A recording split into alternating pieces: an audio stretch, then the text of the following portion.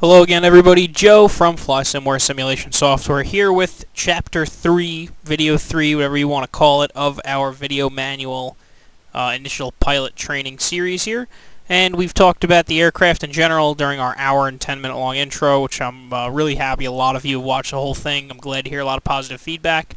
We talked about the start locks, which is really important, and you needed to know that for this video. So now we're going to move along. This is going to be an engine startup, showing you the proper procedure. We're sitting here in a totally cold and dark state, and we're going to go through the startup procedure real quick, walk you through that proper way to get everything started up and going, which is fairly simple, and the next video will be a takeoff.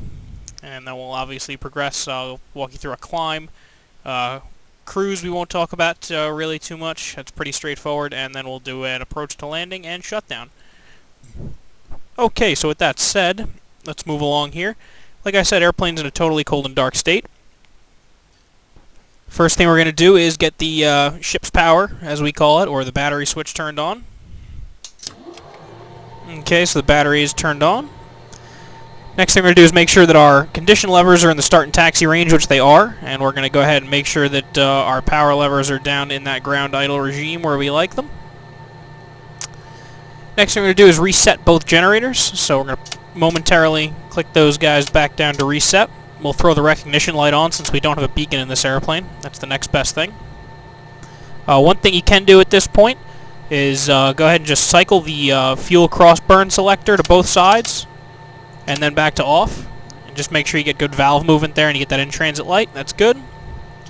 We'll do an Nts check and we'll do a feather valve check. So the feather valve check, like I said, you don't have to do before every start, but I'll show you how to do it. So feather valve check, move that unfeathering switch over to the left side. You notice the Nts check light comes on. We're going to pull that condition lever down into the emergency shutoff position. And the Nts check light has gone out and the fuel shutoff light has come on. That passes. Feather valve check is good on that side. Over to the right.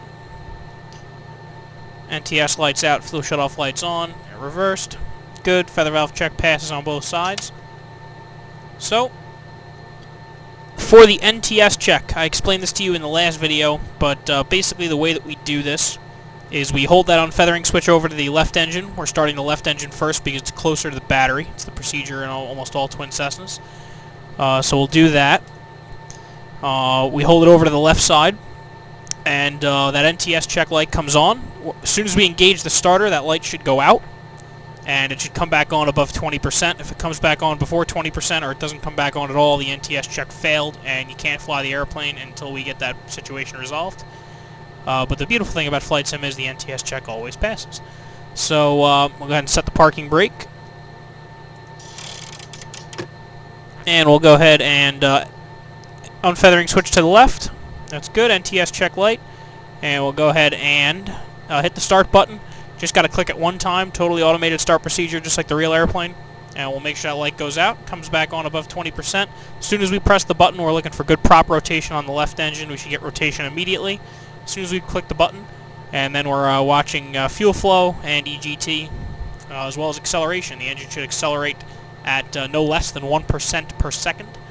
And the whole start procedure from the moment you click the button to idle takes about 40 seconds, which is accurate, again, to the real airplane. So, we'll go ahead and get these guys set here. That's good. Alrighty, so we're going to hit the button, and let's make sure that we get everything we're supposed to. Like I said, rotation is very important, and proper acceleration, and watching for an EGT over temp in the event of a hot start. So here we go.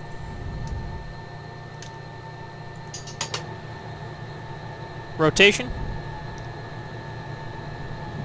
And there, we have light off, EGT, fuel flow.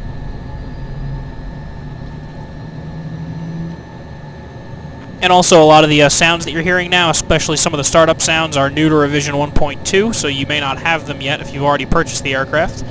But as soon as the aircraft hits all the big stores, you'll have it.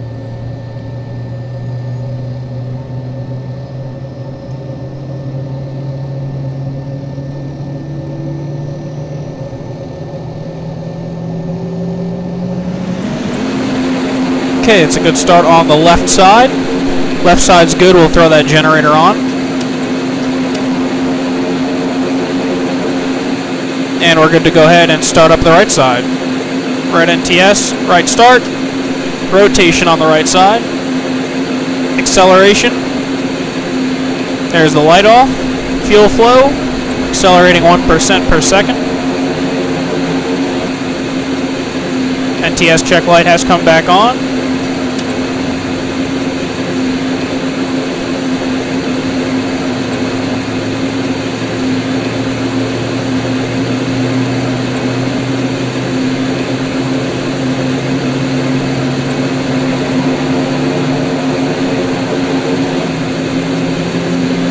Okay, approaching 70%.